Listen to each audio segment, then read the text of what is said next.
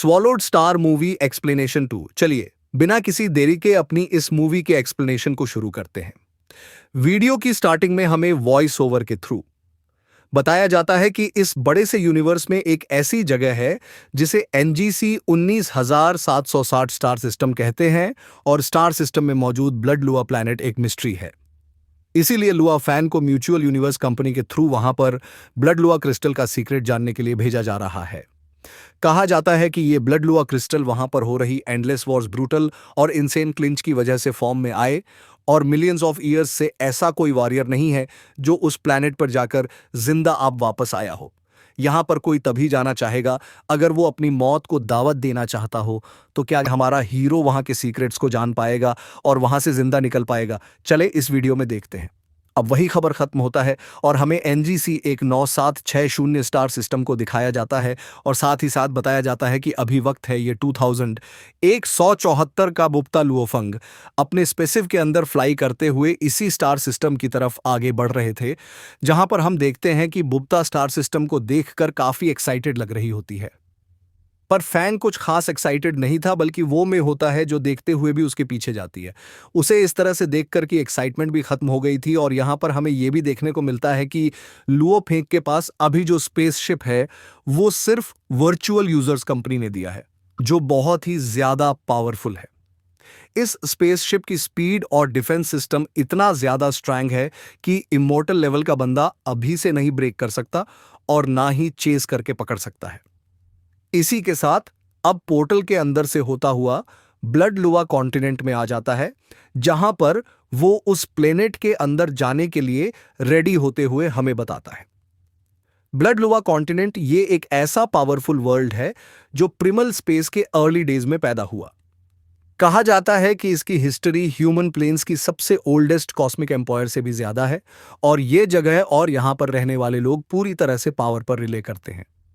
हर वक्त यहां पर अलग अलग फोर्सेस एक दूसरे के अगेंस्ट फाइट करती रहती है, जिसकी वजह से बहुत बड़ी तादाद में इनके वॉरियर्स हर रोज मरते हैं और इनके लीडर्स भी हर साल चेंज होते रहते हैं। इसी वजह से ब्लड लुआ कॉन्टिनेंट का ये कल्टीवेशन क्वेस्ट क्लासिफाइड है, क्योंकि ये बहुत ज्यादा डेंजरस है और यहां पर मरने के जहां से 77.2% है। ये कहते हुए लुबोफेंग रेडी होकर इस ब्लड लुबो कॉन्टिनेंट की तरफ जंप लगा देता है और बड़ी तेजी के साथ उस प्लेनेट के ऊपर जाने लगता है और जाते ही उस प्लेनेट को देखते हुए कहता है, मैं जानना चाहता हूं कि आखिर इस जगह पर किस तरह की पावर्स है। सीन कट और तारा में दूर से लो ऑफ एंड बड़ी तेजी के साथ इस प्लेनेट के ऊपर आता हुआ दिखाया जाता है, जो बिल्कुल एक मेटूराइड की तरह आ रहा होता है। और फिर एक एंट्री के साथ हमारा हीरो ब्लड लुआ प्लेनेट के ऊपर पहुंच जाता है। अब इसके बाद लुआ फेंग अपने आसपास के एरिया का मुआयना करने लगता है कि तभी उसे वहां पर किसी के होने का एहसास होता और साथ ही साथ बहुत अजीब सी स्मेल आती है। इसीलिए वो अपना आर्मोर वेयर करते हुए हर तरह की सिचुएशन के लिए रेडी हो जाता है। तभी उसे एक बड़ी सी चट्टान के पीछे से कोई बाहर आता हुआ नजर आता है, जिसे देखते हुए फेंक कहता है ह्यूमन। और जब हमें नजदीक से उसे दिखाया जाता है तो वो कोई ह्यूमन नहीं था, बल्कि ये एक ऐसा बीस्ट है जिसे हम मेड्यूसा के नाम से जानते हैं। ये तो एक वाइल्ड बीस्ट है जो ब्लड लोअर कॉन्टिनेंट का नेटिव क्रिएचर है। ये कहते हुए फेंक अपनी 9 नाइटिंग सोर्ड निकालकर फाइट के लिए रेडी हो चुका था। वो बीस्ट बहुत ही तेजी के साथ अपनी टेल से फेंक यू पर अटैक करना शुरू कर देता है। फेंक ने उसे ब्लॉक तो कर लिया था, पर उसका इंपैक्ट इतना ज्यादा होता है कि वो बहुत तेजी के साथ पीछे धकेल दिया जाता है। अब इससे पहले कि वो खुद को संभाले हुए फाइट के लिए रेडी हो पाता या उसके हमले के लिए तैयार रहता, वो मेड्यूसा बड़ी तेजी के साथ अपनी तेल से फेंक को जकड़ लेती है, जिस वजह से फेंक मूव नहीं कर पाता। और आप सभी स्क्रीन पर देख ही सकते हैं कि यह सीन कितना ज्यादा खतरनाक हो चुका था। मानो कि जैसे फेंक हिल भी नहीं पा रहा, मेड्यूसा जोर जोर से फेंक के ऊपर रोर करते हुए उसे निकल जाती है और अभी उसे खाने के बाद वो खुश हो ही रही होती है कि तभी उसके अंदर इधर से हमें फेंक की 9 लाइटनिंग स्वर्ड के कई सारे स्लैशेस बाहर निकलते हुए नजर आते हैं। बिजली की तेजी के साथ फेंक उसकी पूरी बॉडी के टुकड़े टुकड़े करता हुआ उसके अंदर से बाहर निकल आता है। इसकी वजह से फेंक के ऊपर उसके ब्लड की बारिश होने लगी थी और साथ ही साथ लुवो फेंक कहता है, फॉर्चुनेटली बप्ता के दिए हुए सूट की वजह से मैं यहां पर जितनी भी बैटल्स करूंगा, मेरे सूट के ऊपर उसका जरा भी इफेक्ट नहीं होगा और फौरन क्लीन हो जाएगा। ये बताते हैं, साथ साथ हम देखते हैं कि वाकई ही फैन के आर्मोर के ऊपर जितना भी ब्लड लगा था वो सारा का सारा साफ हो जाता है। वहीं बप्ता अपनी विजुअल स्पेस में बैठे हुए फैन को बताती है, तो मैं बिल्कुल यहाँ की ब्लड लुक और वॉरियर्स की तरह ही एक्ट करना है, क्योंकि तुम जानते हो कि ये लोग बाहर के लोगों को बिल्कुल भी पसंद नहीं करते। समझ गए ना? अगर उन्होंने पता लगा लिया कि तुम दूसरे कॉन्टिनेंट से आए हो तो वो तुम्हें एलियंस समझेंगे और तुम मुसीबत में पड़ जाओगे। बवाता की बात सुनने के बाद फेक अपनी रजिस्ट्री डिवाइस पर अपनी कल्टीवेशन क्वेश्चन को देखता है। उसे कौन कौन सा टास्क कंप्लीट करना है, जिसे देखते हुए वो अपने मन में कहता है, 1,00,000 पॉइंट्स वाला टास्क कंप्लीट करना तो बहुत हार्ड होने वाला है। चलो पहले ब्लड क्रिस्टल को हासिल करके 10,000 पॉइंट्स अर्न करते हैं। अब मुझे जल्द से ज्यादा ब्लड लोआ क्रिस्टल को हासिल करना है। उसके ये कहते साथ इसी इनकट होता हमें दूसरी तरफ एक वॉरियर्स की टीम दिखाई जाती है और ये लोग यही के रहने वाले हैं। इस पूरी टीम में हमें एक पर्सन के साथ इंट्रोड्यूस करवाया जाता है जिसका नेम है नाकी, और इसका भी हमारी इस पूरी मूवी में काफी इंपॉर्टेंट रोल होने वाला है जो हमें आगे मालूम होगा। नाकिन यहां पर अपनी ट्रेनिंग करते हुए एक बहुत ही खतरनाक बीस्ट को मार डालता है। इससे वो काफी खुश हो रहा होता है तो उसके सीनियर भी उसे अप्रिशिएट करते हैं। तभी उनकी टीम के कुछ मेंबर उन्हें इशारा करते हुए बताते हैं कि वहां पर कुछ है नाकिन, और उनके सीनियर जल्दी से जाकर देखते हैं कि आखिर वहां पर क्या है। तो हमें पता चलता है कि बहुत पावरफुल बीस्ट की तरफ तेजी के साथ बढ़ रहा है, जिसे देखते हुए नाकी के सीनियर कहते हैं ये तो एक स्काई लेवल मंगरू है। ये यंग मैन वहां पर उसकी टेरिटरी में क्या कर रहा है, और ये कंप्लीटली ऑफ गार्ड खड़ा हुआ है। इन सीनियर का नेम है ली। नाकी उन्हें कहता है, अंकल ली, हमें जल्दी से उस लड़के को बचाना होगा वरना वो मारा जाएगा। आप उस मंगरू को मुझ पर छोड़ दे। ये कहते हैं वो अपने बोएरो के साथ रेडी हो जाता है और अपने बोएरो के अंदर अपनी पावर को रिलीज करते हुए बहुत ही तेजी के साथ उसके ऊपर शूट कर देता है। और वही हम देखते हैं कि वो मॉन्स्टर भी थैंक यू पर पीछे से हमला करते हुए उसे मारने ही वाला था कि तभी नाकी कहरा उस मॉन्स्टर के फेस पर हिट करते हुए उसे दूर पटक देता है। इस एरो की वजह से वो काफी हद तक इंजर्ड हो चुका था। हाँ, पर फिर भी वो हार नहीं मानता और गुस्से में रोल करते हुए फैन के ऊपर दोबारा से हमले करने के लिए आगे बढ़ने वाला होता है कि तभी नाकी के टीम के वॉरियर तेजी के साथ आगे बढ़ते उस मोस्टर को वहीं पर जॉन से मार डालते हैं। क्या तुम बहुत दूर से आए हो? इस पर फैंग कहता है कुछ ऐसा ही। तो अब नाकी फैंग से कहता है, ब्रदर फैंग, आप अकेले यहां पर सेफ नहीं है तो क्यों ना आप हमें ज्वाइन कर ले अपने यंग मास्टर ना की ये बात। उनके टीम मेंबर्स दूर से सुन पा रहे थे, इसीलिए वो अपना सर हिलाते हुए कहते हैं ये भी ना राह चलते को अपनी टीम में ज्वाइन कर रहे हैं। वहीं ना कि खुश होते हुए फेंक से कहता है, हम लोग यंग यंग सिटी में वापस जा रहे हैं, आप हमारे साथ चलेंगे। अब क्योंकि यहां के सिटीज के बारे में कुछ नहीं जानता इसलिए वो को बताती है, young young city tens of millions of kilometre की जगह का हार्ट है और ये हमारे लिए इंफॉर्मेशन कलेक्ट करने के लिए परफेक्ट है। शायद हमें वहां पर ब्लड लू और क्रिस्टल के बारे में जल्दी ही कोई क्लू मिल जाए। तुम्हें इनके साथ जाना चाहिए। बब्ता की इस बात पर हम देखते हैं कि लुओ फेंग ने नाके की टीम को ज्वाइन कर लिया था और अब उनके साथ यंग यंग सिटी जाने लगता है। वो सभी लोग अब यंग यंग सिटी की तरफ वापस जा रहे होते हैं, जहां पर हम देखते हैं कि रास्ते में यंग मास्टर नाकी के कुछ टीम मेंबर्स जो कि ग्रुप के लास्ट में चल रहे हैं वो आपस में बात कर रहे होते हैं। यंग मास्टर नाकी बहुत काइंड हार्टेड है। उन्होंने मुझे इस लड़के को प्रोटेक्ट करने के लिए कहा है। अगर उनकी जगह मैं होता तो मैं इस लड़के की जरा भी परवाह नहीं करता। वो सभी लोग चलते हुए जा रहे होते हैं कि तभी अंकल जी को कुछ गड़बड़ महसूस होती है, इसीलिए वो अपने पूरे ग्रुप को एक जगह पर रोक लेते हैं। तो इसीलिए उनकी टीम के कुछ मेंबर्स आगे बढ़ते हुए आसमान में जाकर चेक करने लगते हैं कि वहां क्या हो रहा है, और उन्हें दिखाई देता है कि एक वेव की फॉर्म में बहुत सारे बीस्ट इन्हीं की तरफ बढ़ रहे हैं। नाकी का टीम मेंबर उन्हें देखकर डर जाता है और जल्दी से पीछे आने लगता है कि तभी एक बड़ा सा मॉन्स्टर अपने टेंटिकल का इस्तेमाल करते हुए उसको वहीं से जान से मारकर उसे खा जाता है। इसी के साथ हम देखते हैं कुछ पूरी बीस्ट वेव के साथ काफी सारे वॉरियर्स थे, और ये सारे के सारे उन्हीं के तमेड़ बीस्ट होते हैं जिन्होंने नाके की सारी टीम को चारों तरफ से घेर लिया था। इवन आसमान में से भी इन सभी लोगों को देखकर नाके और उसकी पूरी टीम थर थर कांपने लगती है, मानो कि जैसे उन्होंने अपने सामने अपनी मौत देख ली हो। नाकी काफी ज्यादा शॉक्ड हो चुका था और वो अपने चारों तरफ देखने लगता है, पर उसे यहां से बच निकलने का कोई भी रास्ता नजर नहीं आता। अंकल ली को भी इन सभी के ऊपर काफी ज्यादा गुस्सा आ रहा था। तभी उस दूसरी टीम का एक बंदा नाकी से कहता है, ये तो नाकी है। इस पर नाकी उसे शोक होते हुए देखते हुए कहता है।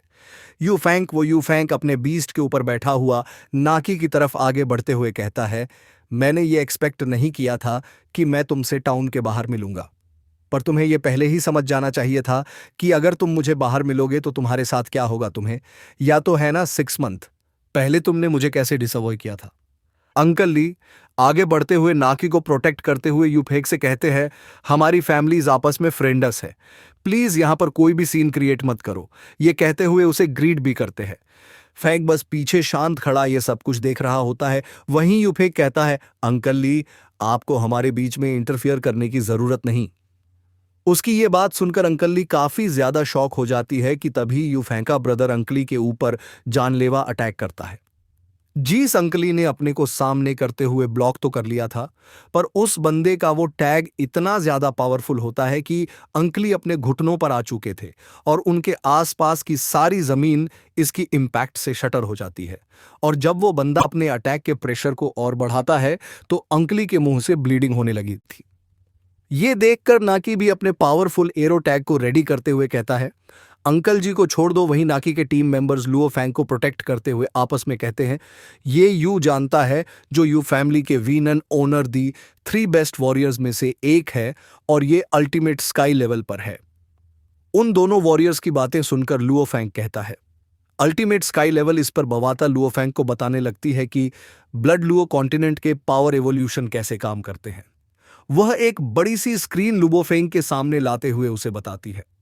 सबसे पहला है स्काई, दूसरा स्टार, तीसरा वर्ल्ड, चौथा और पांचवां अल्टीमेट स्काई, जिसके बाद आता है हेमन यूनिवर्स, इमोर्टल गोल्ड और इमोर्टल। अब यह जानकर लुओफेंग को समझ आ चुका था। वहीं दूसरी तरफ हम देखते हैं कि वो यूफेंग नाकी को मार के लिए आगे बढ़ रहा होता है। वहीं नाकी के तो पसीने छूट रहे थे और उसका हाथ भी कांप रहा होता है, जिसकी वजह से गलती से उसके हाथ से उसका एरो रिलीज हो गया था। फॉर यू फेंक तो बड़ी आसानी से अपनी स्पिरिचुअल वॉर का इस्तेमाल करते हुए उसके एरो को ब्लॉक करके उसे जमीन पर फेंक देता है और फिर वो नाकी के काफी ज्यादा करीब जाने लगता है तो नाकी दोबारा से अपने एरो को क्रिएट करते हुए पीछे हटने लगा था।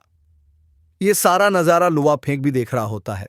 तभी यू फेंक जो कि नाकी के काफी ज्यादा करीब है, वो अंकल ली से कहता है, आप तो इनकी टीम के सबसे स्ट्रॉन्गेस्ट पर्सन है ना। बेसिकली वो नाकी को ताना मार रहा था कि देखो तुम्हारी टीम का सबसे स्ट्रॉन्ग पर्सन भी कैसे घुटनों पर है और अपनी जान बचाने के लिए जद्दोजहद कर रहा है।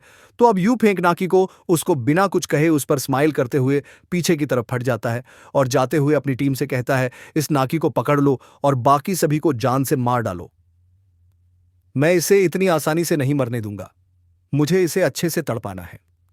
ये कहते हुए यू फैंक अपने बीस्ट के ऊपर बैठ गया था, जबकि उसकी ये बातें सुनकर नाकी काफी ज्यादा शॉक्ड हो जाता है।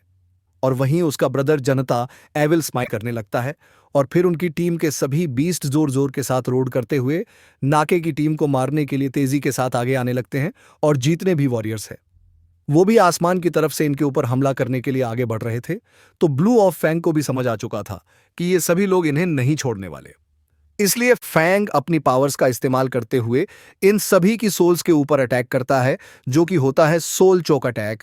और फेंक का ये अटैक इतना ज्यादा पावरफुल था कि वो 1 सेकंड में ही इनके सभी के सभी बीस्ट और सभी के सभी वॉरियर्स की सोल्स को हिला के रख देता है।